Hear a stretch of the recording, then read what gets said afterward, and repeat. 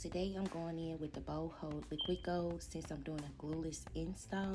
This is definitely a great alternative to adhesive spray. On a scale of 1 to 10, I definitely would give this like a 7 or 8 hold. And I do have oily skin, but I definitely would recommend it. So it will be linked below if you're interested or just want to get more details about it. And this wig is also linked in my bio on my Amazon storefront. But yeah, let's finish installing this wig. I'm gonna put some layers in it and flattering it and show you the finished look. Thank you for watching, and I'll see you on the next video.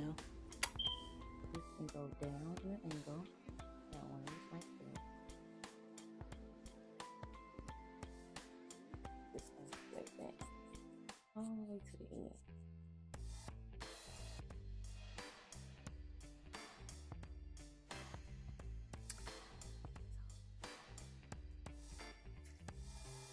Hope you like, cause I like.